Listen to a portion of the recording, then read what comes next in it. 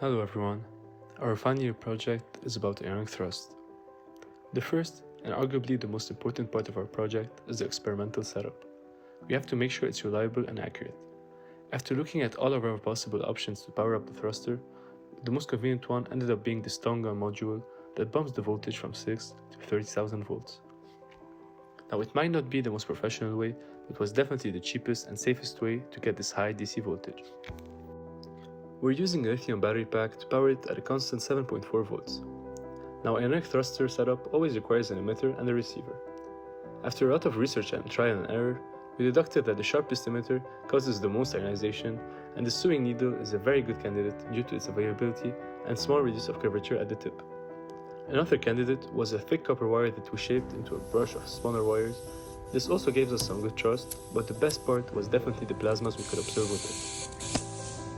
Now, as far as receivers go, round, blunt objects cause the most consistent and focused flows, so a regular metal ring does the job perfectly. And finally, to measure our wind velocities, we placed an anemometer at the output. Later on, we got our hands on a manometer, which proved to be a more accurate measurement method since it can be used to get specific velocity measurements on different parts of the ring. This way, we are able to establish a sort of velocity profile, which will later be useful for our CFD simulations. Now onto our thruster design. Considering we need a focused flow, we had to create a simple contraction nozzle. After that, we had to integrate our ring-shaped receiver inside. To improve aerodynamics, we decided to include and test a spike at the middle of the outlet to refocus the airflow.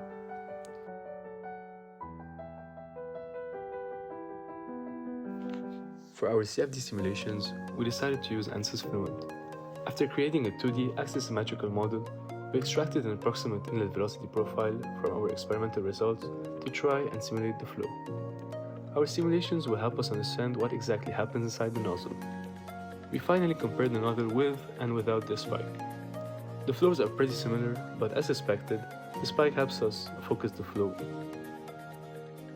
To be able to better visualize our airflow, we decided to use a smoke test with the following setup.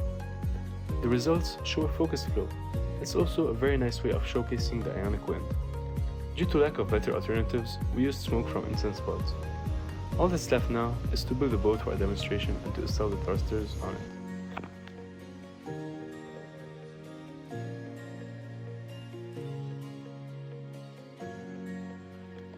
Now, after designing a 3D model of our boat, we used some CNC magic to build it out of foam. The goal here is to save as much weight as possible. The next step is to design a small circuit to fit inside the boat. At first, we used an RF controller to control it remotely, but the instability of the transformer module caused damage to the system and was overall unreliable, so we moved back to mechanical switch. Unfortunately, after putting together the boat, we had a lot of issues with installation. Because of the cramped space, a lot of the arcs were jumping off every corner of the boat, and this was very dangerous, so we had to stop working on it. Now in the near future, we will find a better insulating agent and try to put together the boat again for a final demonstration.